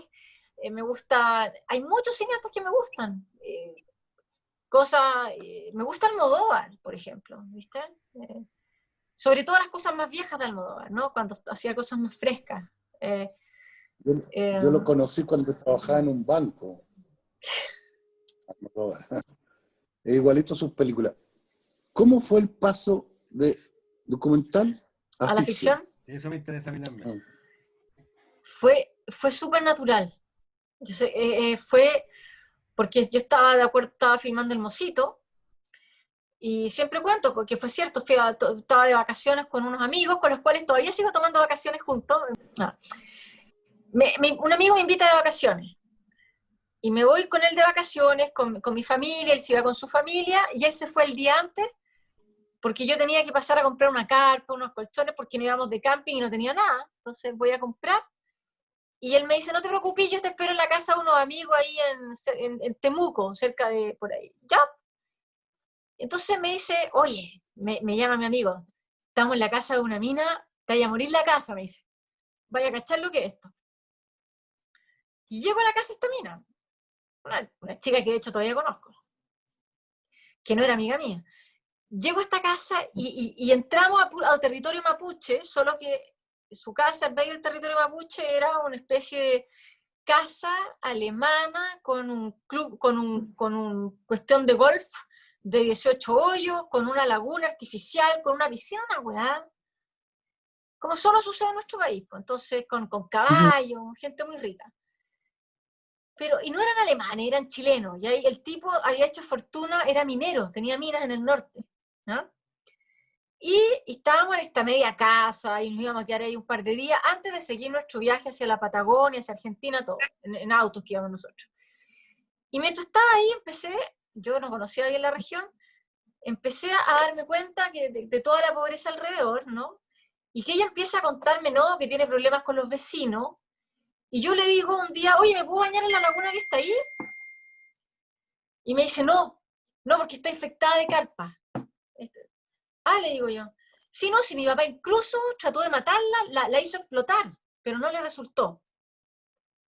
Entonces yo con mi amigo nos miramos, y en la noche nos cagamos la risa, y después la broma era cuando nos seguimos el viaje, y me decía, esta weón la cagó.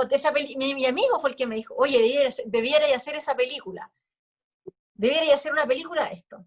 Entonces yo le digo, pero es que esto no lo puedo hacer en documental, porque esto ya pasó, pues, weón, ¿cachai? Los weones explotaron la laguna, o sea, que eso es lo heavy, esto hay que hacerlo en ficción. Y entonces caché que tenía que hacer una ficción, ¿cachai? Fue como que no podía hacer el documental, tenía que hacer la ficción. Entonces pasaron las vacaciones, todo es casualidad en mi vida, me llaman para hacer clases en la Universidad del Desarrollo. Yo voy, estaba Ferrari en la reunión y estaba Julio Rojas, a quien yo no conocía, que yo sabía que era guionista. Termina la reunión y yo agarro a Julio y le digo, Julio, yo no te conozco, pero necesito algo de ti. Necesito aprender a escribir un guión porque mirate, esta es la historia que tengo. Y Julio me dice, me encanta tu historia, yo te ayudo. Ya, pues. Y partimos los dos y me dijo, ya, juntémonos los viernes, todos los viernes. Y todos los viernes durante un año nos juntamos y escribimos el guión, pero así, muertos de la risa, no sabiendo si iba a filmar el guión o no. Y de repente cuando ya estábamos escribiendo, Julio me hizo, oye, de ir y buscarte un productor, porque yo siempre había producido mis propios documentales y todo. Y habían, en ese tiempo, no sé, ¿se acuerdan del cine? Habían 3 productores en Chile hace, no sé, en esos años, eran 3 nombres nomás que figuraban, ¿no? Está Bruno, estaba nuestro amigo que tuvo el ataque cardíaco, que era compañero mío, y el productor de Matías Pice, ¿no? No me puedo acordar soy súper mal para los nombres. Sí. ¿Quién es el productor de Matías Pice? Adrián Solar. Ya. Entonces me pareció como que eran las 3 alternativas y dije, voy a hablar con Bruno, porque Bruno una vez, él se había encontrado conmigo en París. Bruno Betati. Y se había encontrado conmigo y me había dicho, y me había hablado él, que le había gustado mi documental. Entonces, como el tipo ya me había hablado, encontré que era fácil hablarle a él nomás. Entonces me conseguí su teléfono, le dije, oye Bruno, mira, tengo este guión, bla, bla. Bruno lo miró y dijo, ya, yo te ayudo. Y de repente Bruno me dice, oye, estamos seleccionados para ir a un mercado de coproducción en Locarno y tenemos que... Le dije, ya, pues vamos. Y no, esto era otro mundo. Y llego, y hay coproductor y no sé qué, y me dice, ya, hay que traducir, vamos a buscar, encontramos un socio. Yo seguía filmando El Mocito, tradujimos el guión al francés, lo presentamos a Cinema du Monde, y de repente Bruno me dije, oye, ganaste Cinema du Monde. Chucha. Me dice, ya, presentemos el fondo chileno, porque ya lo había perdido una vez, me dice, pero ahora lo voy a ganar porque te ganaste esta weá. Y efectivamente, lo presento la segunda vez, gano, me dice, ya, pues, lo ganaste, hay que hacer la película ahora. Entonces fue como, ya, pues, ahora tenía que hacer la película, no me quedó otra, que yo dije, bueno, esto no puede ser más difícil que un documental, solo que hay más gente. Y fue un poco así, fue como que pero fue súper natural, me sentí como pez en el agua, y decía, qué choro, porque aparte no era filmar al enemigo, esto era todo energía positiva, era todos por lo mismo, todos por la misma causa. Y me tocó hacer el casting y elegir y todo, y me gustó mucho el proceso, me gustó mucho escribir. Y me recordó, porque yo ya escribía cuentos, como que, entonces, me gustó escribir, me gustó reproducir diálogos, me gustó dirigir, me gustó mucho la ficción, por eso decidí escribir la segunda, digamos. Pero claro, me gustó el proceso sentí que era muy creativo y sentía que había algo que en el documental yo no podía, en el documental hay mucha tensión y hay otro tipo de energía, es otra las causas por las cuales uno hace eso, ¿no? Es súper militante, es otra cosa. Y en esta ficción tú puedes seguir siendo militante, puedes estar diciendo también lo que quieres, incluso llevarlo a extremo, pero está toda esta parte que te deja ser creativo, ¿no? Es decir, que me llevó a otro lugar de mí misma, y eso me gustó. Y con los perros fue la misma experiencia, ¿no? Y yo no vengo de ninguna escuela de cine, yo no estudié cine. No, y ahora lo agradezco, pero lo agradezco por otra cosa. Lo agradezco porque siento que cuando el hecho de no estudiar, de no saber, hace que tuve que aprender haciendo, ¿no? Y no solo eso, sino que no tengo ningún tipo de regla, ¿no? Esta cosa cuando de repente vienen y me hablan del eje, güey, oye, pero te estáis saltando el eje, ¿qué me importa? O sea, siento, pues, esto es lo que quiero hacer. Entonces, no tengo que responder a eso, y eso a mí, pero a mí en tanto que personalidad, que carácter, que como soy yo, me conviene como persona. Me hace el camino más largo, ojo, o sea, hay cosas que a lo mejor me hubiese gustado aprender en una escuela y saberlas rápido, ¿no? Porque hay cosas técnicas que sabí que te facilitan la vida, pero para mí ha sido, por supuesto, pero yo he tenido que aprender todo sola, porque no pude, no porque no hubiese querido. Cuando yo entré a la universidad, no había escuela de cine, la primera escuela que se hace es la Escuela de Cine de Chile, cuando le dije a mi papá que quería estudiar cine en ese tiempo y cambiarme a la católica, me mandó a la mierda. O sea, entonces no había cero posibilidad de estudiar cine, pero uno termina haciendo igual lo que tiene ganas de hacer, yo creo, de alguna manera. Oye, lo maravilloso, Miguel, no sé si estoy de acuerdo, pero que nosotros hemos hablado mucho con Miguel de eso, de esta cosa de que hay una tradición en nuestra forma de hacer cine que está vinculada a lo real, a lo que es verdad, lo que ha pasado, que nace tu película de un hecho real, concreto, casi documental, de una experiencia que Sí, tuviste. El cine de los los perros 60, también. el cine de los 60 que hacía Miguel y toda esa generación también era un cine apegadísimo a lo real, y es lo que tratamos de enseñarle a nuestros alumnos en la escuela, ¿no es cierto, Miguel? No, y los perros también nace de algo real, ¿no? De mi propia experiencia con el coronel antes de filmar El Mocito, y es más, ahí es el guiño, ¿no? Y El Mocito tiene una escena en Los Perros, juego a eso, también nace de algo real, y ahora estoy escribiendo otra película que es la primera vez que no nace de algo real, porque estoy escribiendo otra cosa, otra cosa, nada que ver.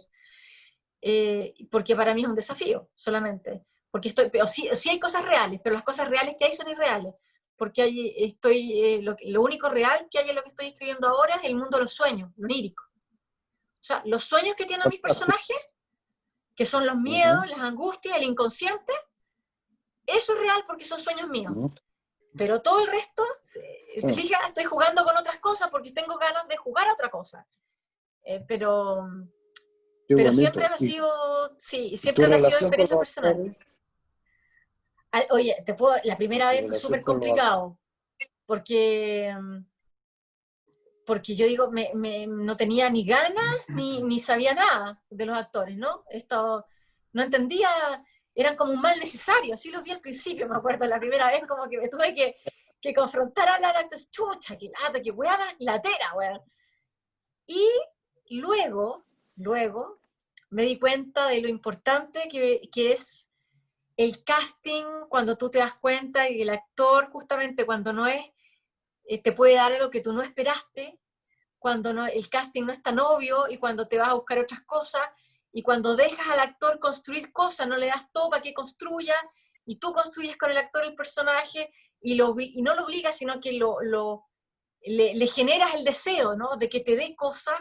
Cuando los actores son generosos, eso me pasó mucho con los perros, ¿no? Tuve mucha generosidad de Antonia, mucha generosidad de Alfredo, de Elvis, de todo. Disfruté mucho Los Perros, el mundo de los actores, más que en mi primera película, en que ahí tenía más susto, porque no era mi primera vez con actores, y sin embargo tuve suerte. La Manena, la Francisca Walker, es una gran actriz y lo hizo súper bien. Y lo mismo con Gregory Cohen, ¿no? Que todo el mundo me dijo, pero Gregory es un personaje cuico. Me acuerdo que Gregory me decía, ¿cómo me vaya a tomar a mí para un cuico si nunca he hecho eso? Y le dije, justamente por eso, porque creo que tú me puedes dar algo que el típico weón que hace de cuico no lo tiene, porque Gregory tiene una simpatía especial que yo tenía ganas de que ese personaje con mis diálogos fachos horribles tuviera, es decir, una cierta dulzura que Gregory tiene, que solo que Gregory me puede dar y que le podía dar al personaje, ¿no? Entonces no iba a ir a buscar al cuico pesado, iba a ir a buscar a Gregory. Y es verdad, qué buenas definiciones. Alfredo es un gran actor sin duda, ¿no? Alfredo Castro me ha sorprendido a mí cada vez que lo veo en distintas películas que ha hecho en América Latina y en otros lados, me sorprende la profundidad de sus personajes y la verdad. Y también a las actrices que nombraste, que realmente son admirables. Qué buena experiencia. ¿Cómo llegaste a tus posiciones políticas? ¿De dónde vienen? Porque sola, juicios no vienen de mi familia. En las familias árabes no son muy comunes. No, de hecho, yo vengo de una familia donde mi papá, hay una cosa súper patriarcal, machista, ¿no? Las mujeres manejan mal, las mujeres no hacen esto, las mujeres no hacen lo otro. Pero yo siempre he contado, pero mi papá ya tiene 88 años, entonces no, y lo adoro, y eso es súper importante, querer al papá a pesar de todo. Y mi papá, por supuesto, una persona de derecha, nunca ha tenido mis opiniones políticas, entonces yo me demarqué de mi familia, porque lo que dije que les puede pasar a muchos, tú llegas a escuchas, creces con un discurso, pero tampoco eres hueona y veis lo que pasa alrededor, y llegas a la universidad y empiezas a darte cuenta de lo que pasa alrededor, de que esto no está bien, y llego a Francia a los 23 años y empiezo a ver mucho documental y empiezo a ver cosas, y me doy cuenta de que empiezo yo a definirme y apartarme de lo que piensa, o sea, nunca pensé lo que pensaba mi papá, ¿no? Pero, No, pero pero a tomar posición, sí, decirle, oye, yo no pienso como tú, pero bueno, no por eso te voy a quitar la palabra, ¿no? Pero el patriarca te permite ir a Europa, ir a estudiar a No, Francia. no me permite ni me financia. O sea, eso, no, yo me vine sola. Cuando alguien me decía, pero ¿cómo te fuiste? Yo trabajé, tenía unas lucas, obligué a mi mamá a firmarme una carta de mentiroso donde decía que ella me iba a mandar plata porque me dieran una visa, cosa que era mentira, y pesqué la maleta y yo le dije a mi papá, me voy tal día. Y mi papá, tú estás loca, ¿cómo te voy a ir? Yo no te voy a financiar, me dijo. Y dije, no te estoy pidiendo plata, weón, te estoy diciendo que me voy. Y el día antes de irme, me pasa una tarjeta y me dice, mira, aquí era lo mínimo, pero hay tantos dólares por mes para que no te mueras de hambre, pero con una especie de desdén.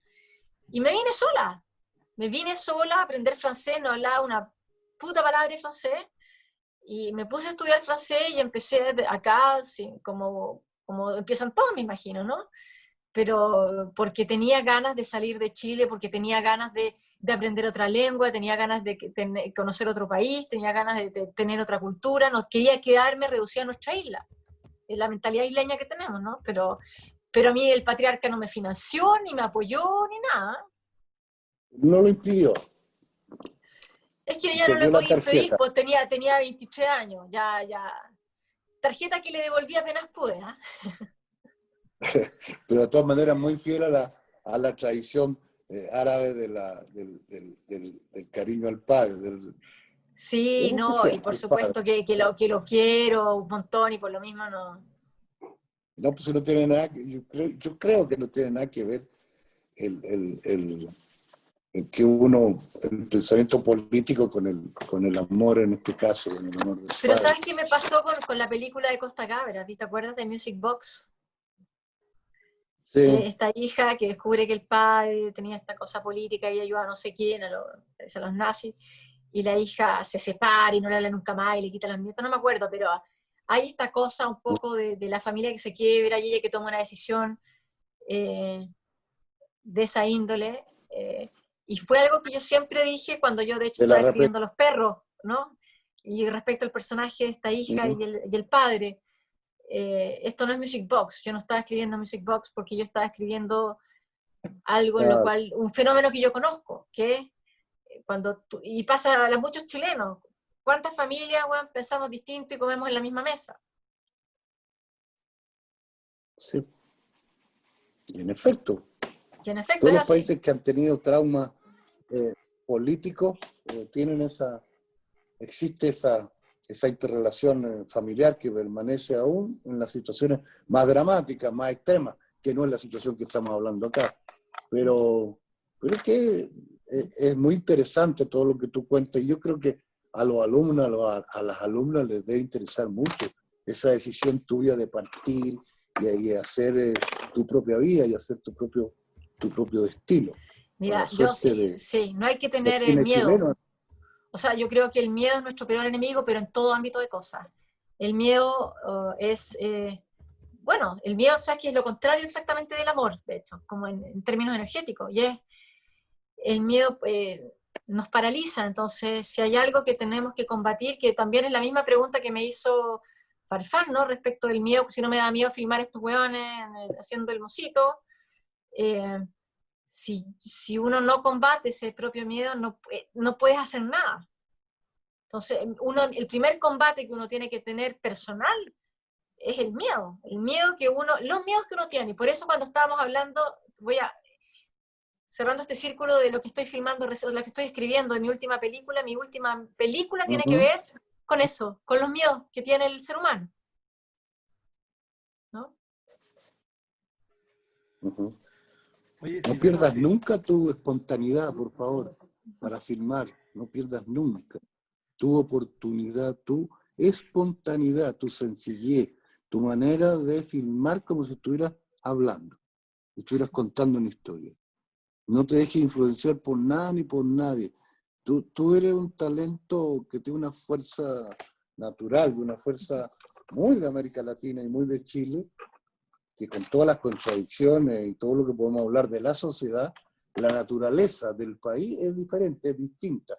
Hay algo ahí secreto, poético y de verdad espontáneo que yo admiro mucho en tu cine, mucho, mucho, mucho. Y una Gracias. finura, además, muy femenina. Aunque lo que digo puede ser discutido, puede ser contradictorio aparentemente.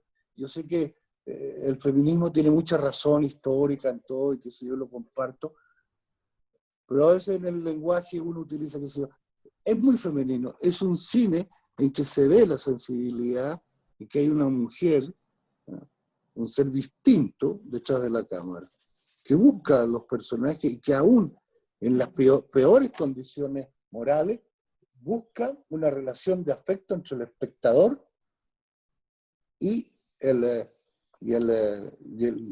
actor, en este caso, o el sujeto de la historia. Incluso con personajes como el Mocito, como el personaje de los perros, en todo ello hay humanidad. Y eso bueno, es extraordinario. un amigo mío que es cura, tengo un amigo cura, jesuita, Claro, porque no. un amigo jesuita muy, muy querido, que me ha ayudado mucho en cosas muy importantes, incluso para filmar. Una escena que tengo ahí en una iglesia, en Los Perros, que era imposible, me la consiguió él. Me dijo una vez algo, justamente cuando estábamos haciendo esto del Mocito, me dice, el ser humano no se reduce a un acto. Y me gustó eso, también abre puertas, porque hoy uno entiende, ¿no? Lo que estás diciendo tú, que el ser humano es algo mucho más complejo. Entonces, tratar de entenderlo en su cabalidad es importante.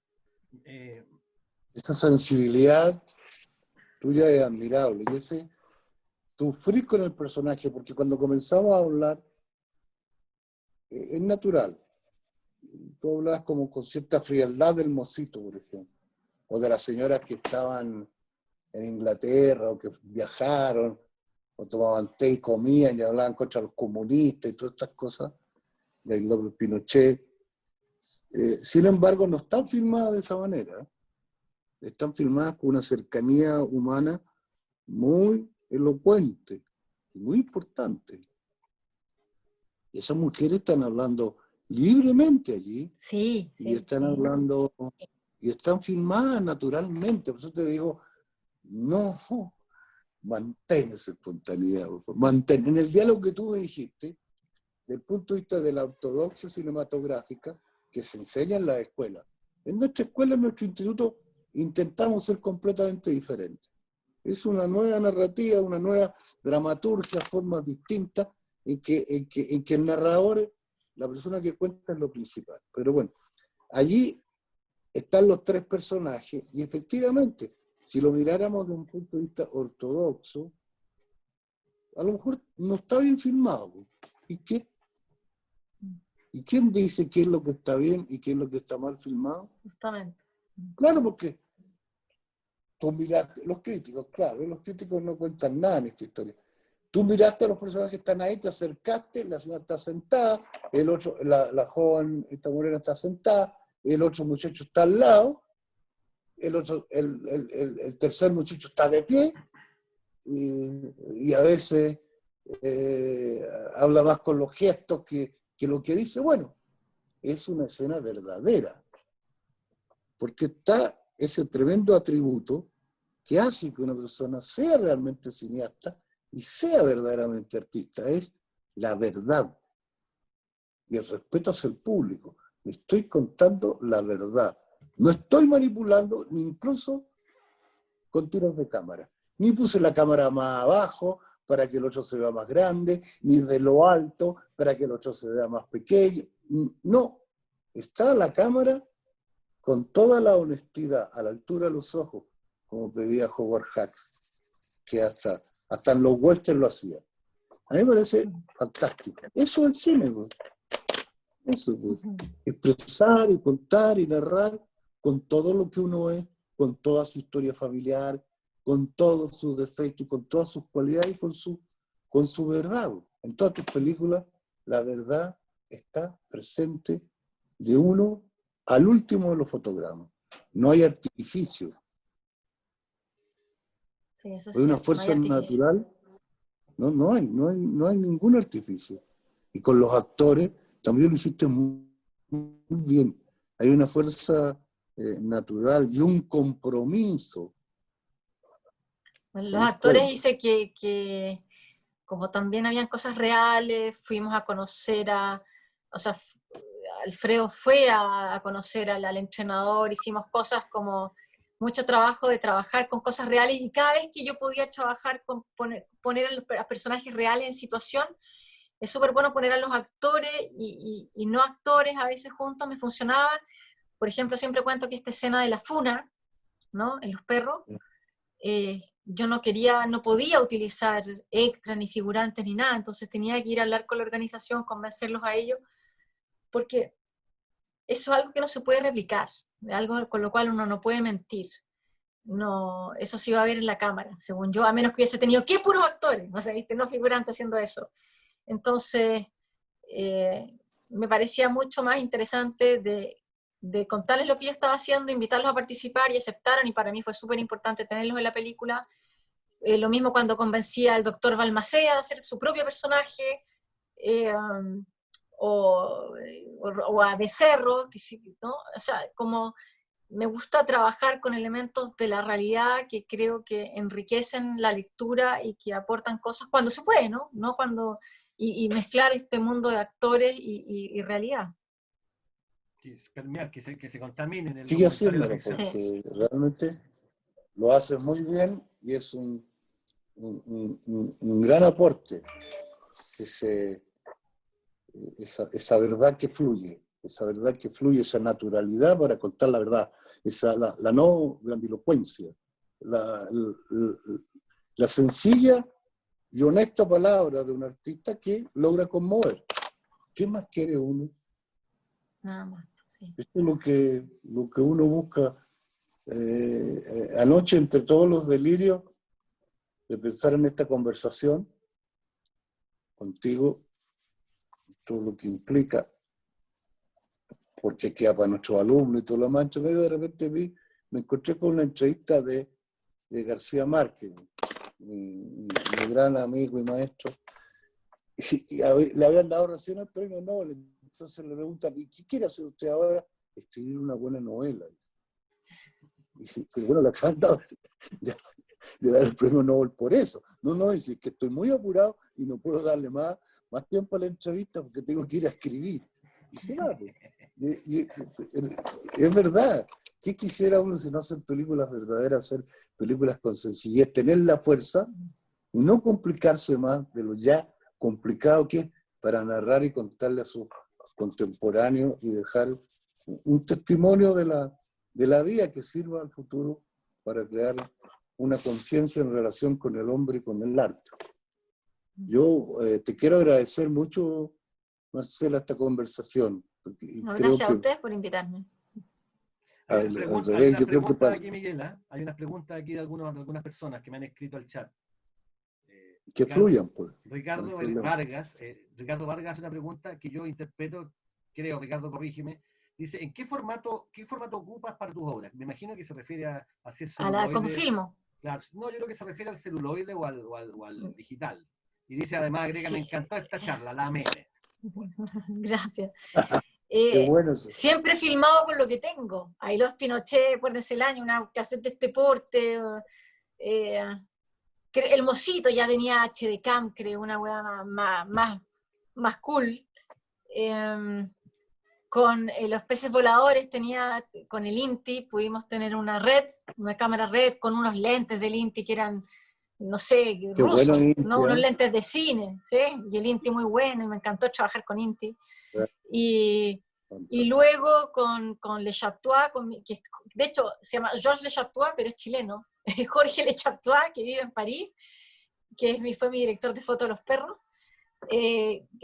Grabamos con una Alexa, siempre digital, Alexa, también con buenos lentes, en RAW, ¿no? Siempre he tratado de utilizar lo mejor que puedo con los medios que hay.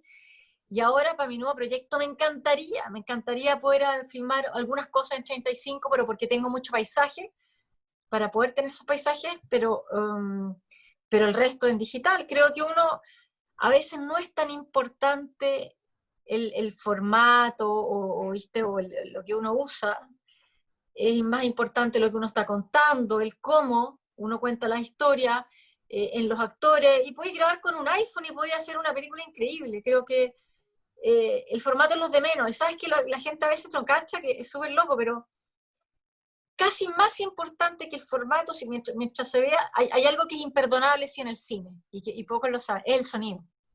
Absolutamente. Porque a veces cuando la imagen está así, tú puedes decir, pero es que así, es que hay videos que quieren esta imagen sucia, así como que, estilo, es así.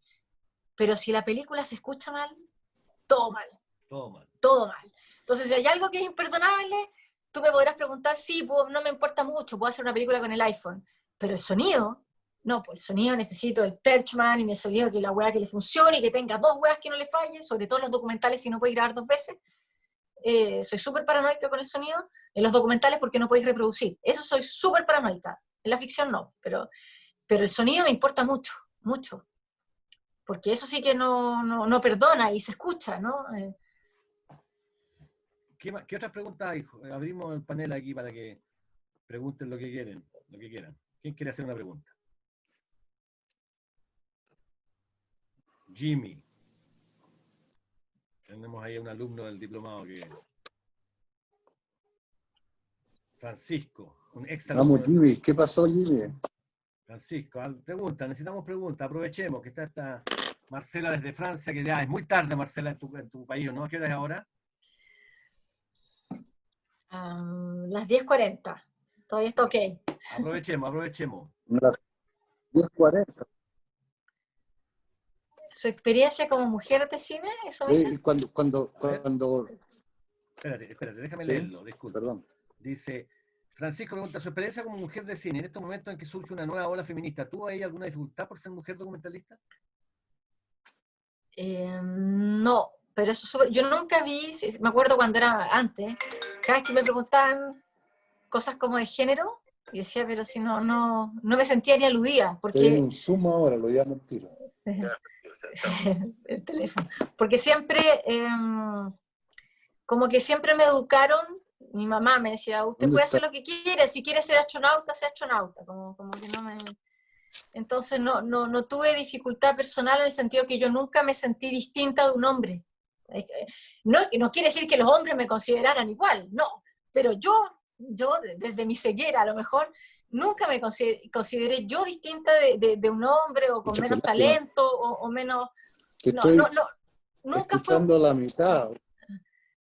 Nunca fue un problema para mí el hecho de ser mujer. Y ahora, en los tiempos en que estamos viviendo, pasa que estamos de moda. Y ahora están buscando mujeres en todas partes del mundo, es impresionante.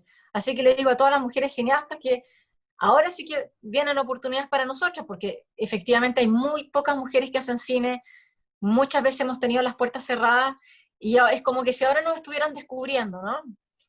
Y eso yo lo viví, ¿no? Cuando yo después de Los Perros me llaman, ¿no? Para hacer Narco, 2 episodios de Narco, que me abrió las puertas a otro mundo. ¿Lo de Netflix? Sí, Netflix.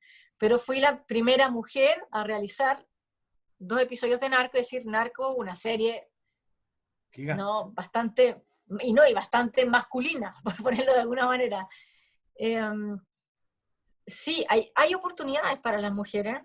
Yo creo que hay que tomarla, hay que aceptarla, pero para mí en este momento ser mujer es casi ser mejor que ser hombre. Yo tengo un novio ahora que es cineasta, y él se queja, claro, porque ahora son las mujeres, y a nadie le intereso yo, me dice, porque soy cineasta, soy blanco, y soy heterosexual, así que no le interesó a nadie, se queja, ¿no? Que ahora son las minorías. Le digo, bueno, ¿qué queréis que te puedo decir? Le digo, ponte vestido.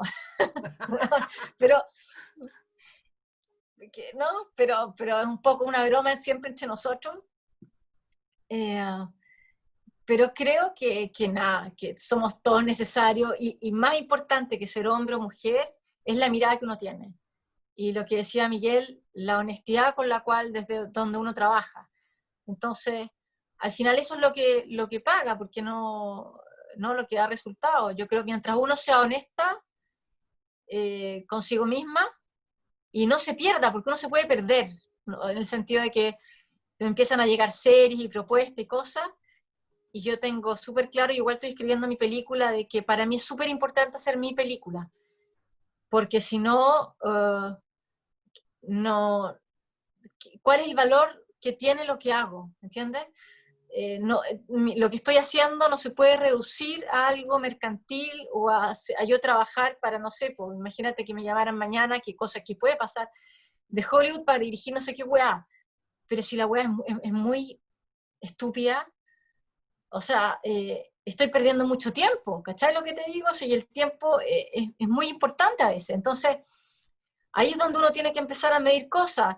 Ok, a lo mejor me puedo permitir hacer una, pero no dos, o sea, es como eso, ¿no? Empezar a ver, porque resulta que después me puedo perder, yo, entonces hay que tener cuidado con eso, ¿no? Mira, aquí hay una pregunta de un alumno del diplomado, se llama Jimmy, que dice una pregunta y un consejo. ¿Has debido en algún momento abandonar algún proyecto? El documental aparece como abandonar algún proyecto. El documental aparece como apuesta para quienes no estamos en el mainstream. Que lo dije mal a lo mejor. ¿Qué consejo nos darías a muchos de nosotros? Cuando yo quiero hacer un proyecto documental, no, nunca lo he abandonado. O sea, siempre partido y acostado. El documental es súper difícil porque lo sé, y nunca hay financiamiento, y como que uno tiene que partir solo, y uno tiene que partir invirtiendo. Y no solo plata, el time is money, es cierto, no mucho tiempo de uno, ¿no? Y investigar, y ir con la camarita, conseguírsela, empezar a filmar, empezar a escribir. No, nunca he abandonado un proyecto, creo que, porque a lo mejor no es mi personalidad abandonar las cosas, como que me gusta terminar lo que empiezo, entonces lo parto y en algún momento lo termino. De hecho, ahora estoy terminando un documental pequeñito que hice casi sola, con nada de plata. Filmé también durante unos años a un cura belga que vivía en Chile, que acaba de morir, Joseph van der Rest, que se tomaba terreno y que construyó, fue el que inventó las mediaguas en Chile, ¿no? El concepto.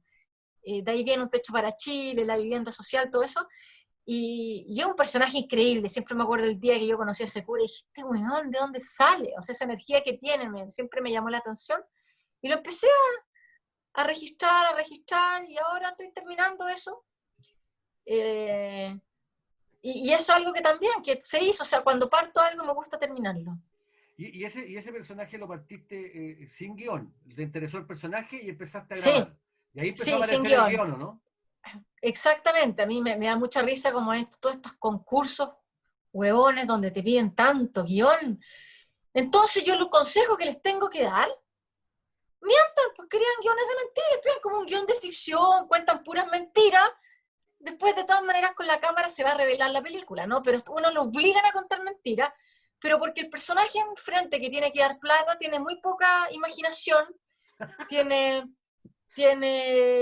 que justificar por qué está dando plata, entonces hay que contarle una buena historia. Cuando ahí viene el lado mentiroso uno, tenía el weón enfrente y uno le inventa una media historia y se la tira, y luego el tipo te da la plata y luego uno hace lo que es la verdad, ¿no? Que la verdad es hacer lo que resulte, porque ¿qué tanto guión documental, weón? Siempre me acuerdo, yo me río, estuve obligada a hacerlo, por supuesto que estuve obligada a hacerlo, me acuerdo cuando me obligaron a hacer unos documentales para el fondo, esos guiones, tuve que inventar escenas. A veces me ayudó, ¿eh? Después dije, si está mal, está mal, porque te obliga a estructurar ciertas cosas. Pero de esos guiones, si yo comparo esos guiones con la película, no tienen nada que ver, obviamente, pero a lo mismo. ¿Qué importa? ¿Qué importa? Ok. Miguel, tienes tu micrófono cortado. Tienes tu micrófono cortado, Miguel, actívalo. Cursos son Ahí. malévolos, son puras maquinaciones de poder. Los concursos. Absolutamente. Los concursos, dices Los tú. concursos y todo eso. Los Sí, concursos, claro, aspirarse. si la gente que reparte el dinero para que sea posible una cinematografía está movilizada por intereses, o no está en nada, o tienen mucho interés y por eso se van turnando. Ahora me toca a ti.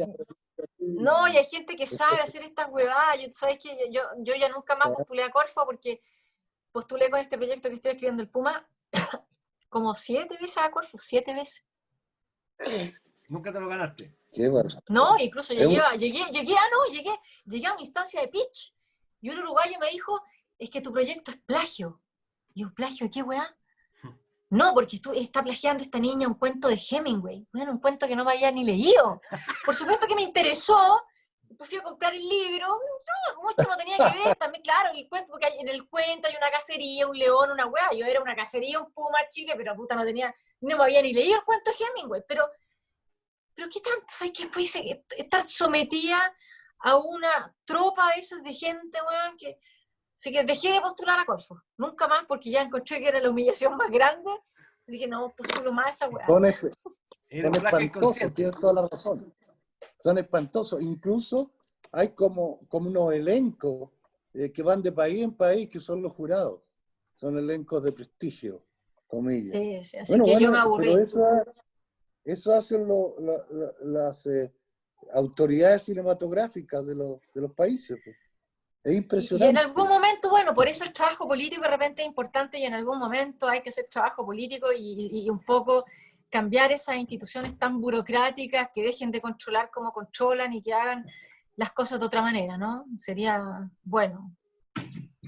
Esperemos que eso cambie, que haya gente más sensata. Sería muy bueno y muy sano, porque lo que ocurre en Chile, francamente, es escandaloso. Habría que hablar de eso y todo lo demás. Pero francamente es escandaloso lo que ocurre acá. O sea, son 3 o 4 los que se reparten todo. Pero ni siquiera estoy hablando de lo que se reparten todo. De repente en Corfo yo veía lleno de gente que presenta proyectos, que se gana proyectos de películas que nunca se van a hacer tampoco. Entonces, tampoco, claro. ¿Qué es lo que miden? ¿Por qué mejor hay algo que no está funcionando ahí? No, es que no saben. ¿Cómo no tienen posibilidad de medir nada? Porque no saben. Es decir, están allí, o sea, la política de turno en Chile juega un papel muy importante. Muy importante. Y entonces y el gobierno se mete mucho, ¿no? Se mete mucho. No deja que el cine y el audiovisual fluya con libertad. Lo que pasa es que no han logrado controlarla. O sea, ¿cómo te pueden controlar a ti? Pero si pudieran, ya lo habrían hecho. Ah, sí, obvio. Pues Pero sí, no, igual nos escapamos, no logran. No, tiene una cosa cetril, indómita el cine chileno que a mí me gusta mucho. No puede. Y de repente se pone rural, auténtico, y dice ya, a la cresta con todo y yo voy con esto. Y aparece un autor, aparece una autora, etcétera. Es muy vital. Yo me acuerdo que siempre se le respondía esto a esta gente, unos estudiantes, de hecho, que tuve en la Universidad del Desarrollo, ¿no? Que me decían, pero la película, lo que me decías tú, estas películas de víctimas y que sí, que no sé qué, de izquierda, de comunista.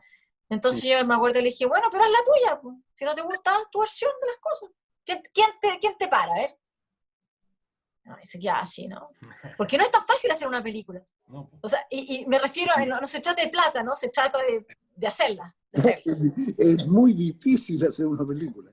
Y es muy complicado mirarse al espejo y decir la verdad y sufrir y echarse tiempo y historia encima que a uno no le pertenece, pero que forman parte de la comunidad en la cual vive, etc. No, pero por eso es que esta prudencia nacional y este sentido común es censura. Pues. Es como la campaña ahora que dicen, ¿sabe usted cuánto va a costar el plebiscito? Pero si es mucho más barato usar a los diputados que ya están ahí y ya están pagados que andar contratando a otras personas y preguntarle a la gente, ¿y para qué? Si es muy caro, incluso sacan las cuentas. Claro, yo creo que es muy caro mantener un país también. es muy caro mantener las Fuerzas Armadas, es muy caro mantener la burocracia, es muy caro llamarse Estado de Chile, es carísimo mantener a los embajadores en cada país, carísimo mandar a las Naciones Unidas. Es muy caro todo. Es muy caro todo, pero el sentido común, le dice la chica. Apliquemos el sentido común. Menos mal que los artistas en Chile nunca han aplicado el sentido común y por eso han hecho un país. La verdad es que afortunadamente estamos más cerca de Neruda o de Roca que de Pinochet. Esto es verdaderamente una hazaña. Oye, sí, también una hazaña de Allende también fue. ¿Qué piensas tú de Allende? Yo no lo conocía, yo nací el 72. Sí. Pienso que fue una linda utopía y que la destruyeron, ¿no? Uh-huh. Pero fue una utopía muy grande, y no fue una utopía que no solo fue chilena, si a Chile se lo conoce en el mundo es justamente por esta utopía, ¿no? Esta primera revolución democrática. Era una cosa única en el mundo. Así es. Entonces en es algo realidad, que no existió nunca. Yo no le perdonaré nunca a mi generación que hubiésemos echado todo a perder. Porque no fue solamente la derecha, ni solamente Estados Unidos, fuimos todos, de alguna manera. Sí. Por algo, él termina solo en la moneda con unos doctores, que es una imagen verdaderamente que a mí me impresiona y me atormenta mucho. Bueno, pero vivimos con la alegría, como nos enseñó Walt Whitman, apuntar siempre a la vida y al futuro y a lo que viene, y a gente como tú, pues Marcela, que eres, conjugan la feminidad con el talento, sobre todo el talento, la fuerza, la voluntad, la gracia para contar, que no hay que olvidarla nunca. Tú cuentas las cosas con gracia, con encanto, y con verdad, por supuesto, pero el encanto y la verdad en el arte, la belleza en el arte, tiene un papel fundamental. La estética, ¿lo estudia uno en la escuela o no? Sino que cómo tiene de limpia la mirada, para mirar la vida y a los demás seres humanos. Marcela, espero que cuando vengas para Chile podamos ir al instituto y te mostremos el instituto y conversar con los alumnos, y te doy las gracias. En Colchagua, ¿no? Rancagua, sí. Estamos en ¿Cómo la no voy a ir? Pero si ustedes tienen buen vino, ¿no? El mejor del mundo. Bueno, entonces, ¿cómo no voy a ir? Por ahí se pueden ver una especie de donde empiezan unos viñedos para allá. Oye, Miguel, bueno, Miguel, avisarle no te voy a invitar, a ti no te voy a invitar al vino. No, yo no importa, yo ya lo probé. Oye. Por interrumpir, no es cierto. Oiga, no, lo que pasa es que no quiero dejar de decir a la gente que está aquí que la próxima charla, el próximo viernes, es con un gran sonidista que está inscrito en la historia del cine chileno, que tú lo conoces muy bien, Miguel, don Pepe de la Vega. No puede. Don Pepe de la Vega nos va a hablar de cómo ha cambiado cómo ha cambiado el registro del sonido en la historia del cine chileno. Él partió muy temprano y sigue haciendo cine digital y trabajó en el cine con 35 milímetros. Va a hablar de toda esa experiencia. Así que lo dejamos invitado. Darle las gracias. Conmigo, yo hice con él La Tierra Prometida. Mira, debe ser un niño ahí. Bueno, todos éramos niños, si no creas que el tiempo pasa, pero... También fue niño, Miguel. No, esa es una gran película. ¿La viste, Marcela? ¿Marcela, viste esa película? No, me encantaría. Yo no dejo... Oye, Marcela, no, mi problema es que nunca he dejado de ser niño. Bueno, pero Farfán me va a mandar la película, ¿no? Nunca he dejado de ser niño. Y Farfán, por si acaso, ve algunas películas mías de los 70 y de los 80 y de los 90 y del 2000 y tanto, y todo el mundo dice, ese cine de los años 60 que hacía. No, bueno, pero estamos hablando de mí, da lo mismo. Marcela, realmente yo también, como dijo una persona que intervino acá, adoré esta charla. Que estés muy bien. Muchas gracias. Muchas gracias, Marcela. Como dice tu apellido, feliz. Feliz, sí. Un gran Gran abrazo. Said, Igual. feliz en árabe. Sí, yo Chao. sabía. Ya, Victoria Chao. dice, te da muchas gracias a la gente que está aquí con el chat. Así que muchas gracias, Marcela, y que te vaya bien en tus próximos Y proyectos. fuerza a todos. Y hagan todo cine, hagan lo que quieran hacer. Chao, nos Eso. vemos. Chao.